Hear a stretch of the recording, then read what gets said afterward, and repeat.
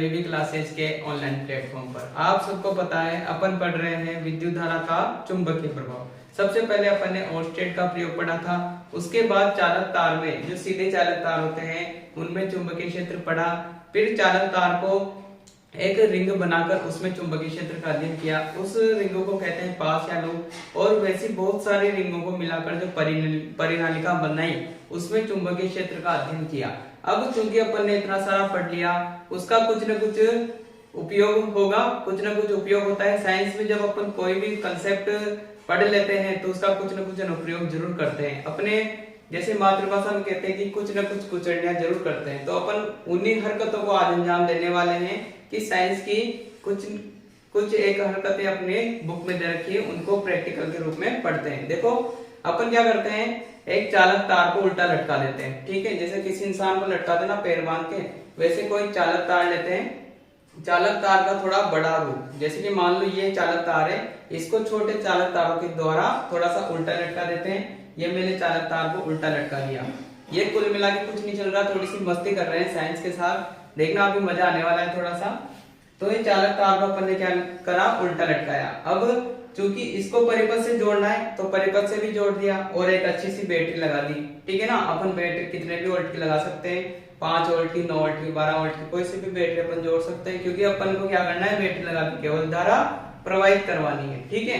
अपना काम हो रहा है धीरे धीरे। देखो परिपथ में क्या बह रही है, धारा बह रही है। अब अपन क्या करते हैं, बैठे बैठे ऐसे करते हैं, इस चालक तार के पास चुंबक को पास लाएंगे, फिर दूर ले जाएंगे, फिर चुंबक को पास लाएंगे, फिर दूर ले जाएंगे, क्योंकि अपन क्या कर रहे हैं, मस्ती कर रहे हैं, परिपथ के साथ कर रहे हैं ना। मैंने शुरू में बोल दिया अपन कुचड़ियां कर रहे हैं, ठीक है, मस्ती कर रहे हैं थोड़ी सी। तो चुंबक को पास ला रहे हैं, दूर ले जा रहे हैं, पास ला रहे हैं, दूर ले जा रहे हैं। अपन देखते हैं कि चालक तार जो है ये हिलता है अपनी जगह पे, ठीक है, कभी दूर कभी पास, ठीक है, कभी ऊपर कभी नीचे। तो ऐसा क्यों हो रहा है, क्या इस चालक पर कोई बल लग रहा है? लेकिन अपन ने तो इस चालक तार पर लगने वाला बल ही नहीं पढ़ा, तो वही पढ़ रहे हैं आज अपन, ठीक है ना, उस बल के बारे में अपन अध्ययन कर रहे हैं। तो अपना टॉपिक क्या है आज का, चुंबकीय क्षेत्र में किसी धारावाही चालक पर बल। यानी कि जो अब तक अपन पढ़ रहे थे कि चालक पर क्या उत्पन्न हो रहा है, चुंबकीय क्षेत्र उत्पन्न हो रहा है। अब इस चुंबकीय क्षेत्र को अपन दूसरे चुंबकीय क्षेत्र में रख रहे हैं, मतलब एक और चुंबकीय क्षेत्र अपनी तरफ से ला रहे हैं और इस चालक तार पर क्या लगेगा, फिर बल लगेगा। कैसे लगेगा, देखो अपन जैसे ये डायग्राम बन रहा है वैसे का कोई परिपथ बना रहे हैं, ठीक है। ये थोड़ा सा मोटा सा चालक लिया, उसको चालक तारों के द्वारा एक परिपथ में बांधा और उल्टा लटका दिया। अभी तक तो इसमें धारा बह रही है और इसका खुद का अपना चुंबकीय क्षेत्र है। अब कुछ शरारती तत्व होते हैं तुम्हारे आपकी तरह के, तो वो क्या कर रहे हैं, इसके पास चुंबक ला रहे हैं, ठीक है, इसके पास चुंबक ला रहे हैं, दूर ले जा रहे हैं, इसको टच नहीं कर रहे, फिर भी आप देखोगे कि ये चालक तार हिल रहा है, ऊपर नीचे आगे पीछे, ठीक है ना। तो ये क्यों हिल रहा है, इसके पीछे एक रीजन होता है, ठीक है। जब अपन किसी धारावाही चालक को, मतलब ऐसा चालक जिसमें धारा प्रवाहित हो रही है, उसको बाह्य चुंबकीय क्षेत्र में रखते हैं तो उस पर एक बल आरोपित होता है, वो उसी बल को कहते हैं चुंबकीय बल। क्या कहते हैं, चुंबकीय बल। देखो चुंबकीय बल की परिभाषा क्या बनेगी, जब किसी धारावाही चालक को बाह्य चुंबकीय क्षेत्र में रखा जाता है तो वह चालक चुंबकीय क्षेत्र की लंबवत दिशा में, ये इंपॉर्टेंट बात है, लंबवत दिशा में एक बल का अनुभव करता है और इसी बल को कहते हैं चुंबकीय बल। क्या कहते हैं, चुंबकीय बल। इसको डिनोट किया जाता है F के द्वारा। किसके द्वारा, F के द्वारा डिनोट किया जाता है। अब चूंकि ऐसा तो है नहीं कि सभी चालकों पर ये चुंबकीय बल एक बराबर लगेगा, बराबर नहीं होगा। यहाँ जो लगने वाला F है, यानी कि जो चुंबकीय बल है, वो इस चालक में प्रवाहित धारा की दिशा, किसकी दिशा, धारा की दिशा और चालक की लंबाई और चुंबकीय क्षेत्र की दिशा पर निर्भर करता है, ठीक है। जितनी ज्यादा धारा प्रवाहित करेंगे लगने वाला बल भी उतना ज्यादा होगा। और अगर धारा की दिशा चेंज कर देंगे, धारा की दिशा चेंज कर देंगे, चेंज करना मैंने बता रखा है, बैटरी को खोल के उल्टा लगा दो, धारा क्या हो जाएगी, उल्टी हो जाएगी, ठीक है। मतलब धारा की दिशा को उत्क्रमित कर देंगे, उल्टा कर देंगे, तो लगने वाला बल भी अपोजिट हो जाएगा। मान लो पहले ऊपर जा रहा होगा चालक, तो अब नीचे कहां आने लगेगा, नीचे आने लगेगा। कब, जब धारा की दिशा अपन चेंज कर देंगे, तो धारा की दिशा पर डिपेंड करेगा। इसके अलावा चुंबकीय क्षेत्र की दिशा, मान लो नॉर्थ को पास ला रहे हैं, ये ऊपर जा रहा होगा, अब साउथ को पास लाएंगे तो डेफिनेटली नीचे आएगा। मतलब चुंबकीय क्षेत्र की दिशा चेंज करने पर लगने वाले बल की दिशा भी क्या होती है, चेंज होती है। साथ में चालक तार की जो लंबाई है या चालक है इसकी लंबाई पर भी डिपेंड करेगा। लंबाई ज्यादा होगी तो लगने वाला बल भी ज्यादा होगा, लंबाई कम होगी तो लगने वाला बल भी कम होगा, यानी कि समानुपाती रूप से चेंज होगा। तो पढ़ते हैं इसकी निर्भरता। चुंबकीय बल की निर्भरता की किन किन कारकों पर निर्भर करता है। चालक तार में प्रवाहित धारा की दिशा पर, ये जो धारा है आई इसके समानुपाती होता है कौन, एफ, यानी कि अपन लिख सकते हैं कि एफ इज प्रोपोर्शनल टू आई। ठीक है, जो चुंबकीय बल है ये किस पर निर्भर करता है, धारा पर। ठीक है, अगर इसमें धारा का मान बढ़ाएंगे तो इसमें गति ज्यादा होगी।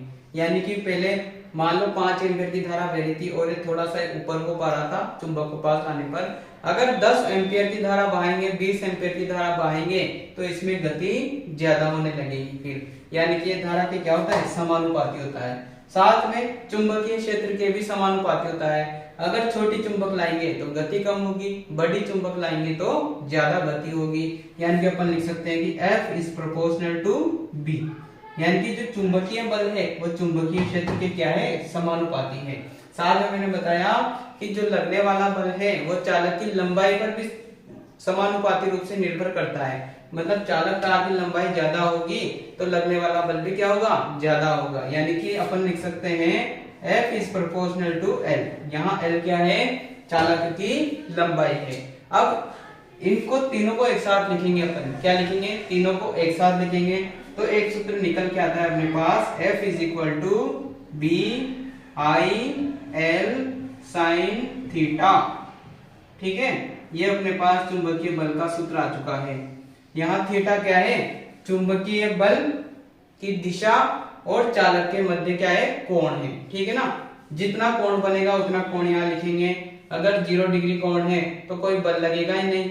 देखो अगर चालक ऐसा है और चुंबक को भी ऐसे करके ला रहे हैं तो कोई सा भी ध्रुव उसके पास नहीं जाएगा, दोनों ध्रुव एक साथ जाएंगे तो विपरीत बल लगेगा जो दोनों एक दूसरे को निरस्त कर देगा, इसलिए उसमें 0 आएगा। F इज इक्वल टू कितना आएगा, 0। जबकि ऐसे, ठीक है ना, ये लंबाई है, ये वाली लंबाई है इसकी और ये चुंबक है, इनके बीच में कोण कितना है, 90 डिग्री का। कितना है, 90 डिग्री का। तो साइन 91 होगा तो कोण जो लगने वाला जो बल है वो सबसे ज्यादा लगेगा। ठीक है ना, तो कोण पर भी डिपेंड करेगा।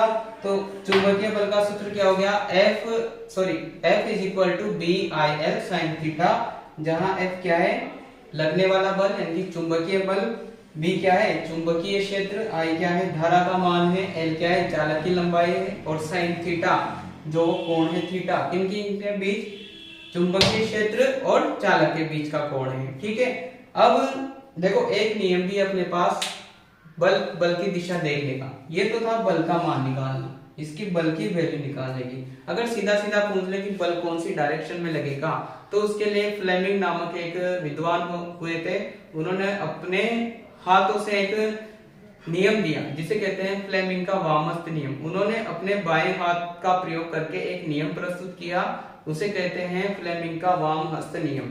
जैसा कि नाम से पता चल रहा है वामहस्त यानी कि बायां हाथ। अब बाएं हाथ को उन्होंने इस प्रकार से किया कि उनका अंगूठा, उनकी तर्जनी और उनकी मध्यमा परस्पर लंबवत रहे, मतलब तीनों 90 डिग्री के कोण पर रहे।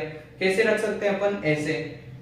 ठीक है, मेरी ये वाली मध्यमा है, ये आगे है, तर्जनी इधर जा रही है और ये ऊपर, तो तीनों परस्पर कितने डिग्री पर है, 90 डिग्री पर। कैसे, अंगूठा और इसके बीच कितने डिग्री का कोण है, 90। मध्यमा और तर्जनी के बीच भी 90 डिग्री का कोण है, अंगूठे और तर्जनी के बीच में 90 डिग्री का कोण है। उन्होंने ऐसा कहा कि यदि आपकी मध्यमा धारा की दिशा को बताती है और आपका जो तर्जनी है वो चुंबकीय क्षेत्र को बताएगी तो डेफिनेटली बल कौन सी दिशा में लगेगा, अंगूठे की दिशा में। इसे ही कौन सा नियम कहते हैं, फ्लेमिंग का वामहस्त नियम कहते हैं। कुछ देर के लिए अपन मान लो इस पर ये चीजें लगाते हैं, देखें बल कौन सी दिशा में लगेगा। ठीक है, तो पहले इसमें धारा की दिशा बनाओ, किधर से किधर जा रही है धारा, प्लस से माइनस यानी कि इस दिशा में जा रही है। ठीक है, तो चालक पर इस दिशा में धारा आगे बढ़ रही है, तो धारा की दिशा कहां जाएगी, ऊपर। और अपन क्या जानते हैं कि जो चुंबकीय क्षेत्र की बल रेखाएं होती है नॉर्थ से साउथ जाती है, मतलब इसकी दिशा भी कौन सी होगी, ऐसी, अपन ऐसे ला रहे हैं, ठीक है। तो दिशा कौन सी हो गई चुंबकीय क्षेत्र की, इधर से इधर की ओर। अब लगने वाला बल मान के आप कीजिए। तो मैंने हाथ ऐसे किया, ये वाला क्या बताती है, धारा, तो इसको धारा की दिशा में रखते हैं, ये धारा की दिशा में मैंने रख दिया। अब ये वाली जो तर्जनी है ये किसको बताती है, चुंबकीय क्षेत्र की दिशा को बताती है। तो चुंबकीय क्षेत्र की दिशा यूं ही है और धारा की दिशा भी ऊपर है। तो अंगूठा कौन सी डायरेक्शन में, बोर्ड के अंदर है ना, यानी कि बोर्ड के अंदर की तरफ जा रहा है। तो यानी कि ये चालक किधर गति करेगा, उधर की साइड, अंदर की साइड, बोर्ड के अंदर की साइड। जब भी अपन को चुंबक इसके पास लाएंगे तो ये किधर गति करेगा, अंदर की साइड गति करेगा। और ये एक तरह से प्रैक्टिकल है और पूरी तरह से सत्य है, मतलब 100% इस पर ट्रस्ट किया जा सकता है कि हाँ डेफिनेटली अंदर ही जाएगा। क्यों, क्योंकि ये प्रैक्टिकल है, ठीक है।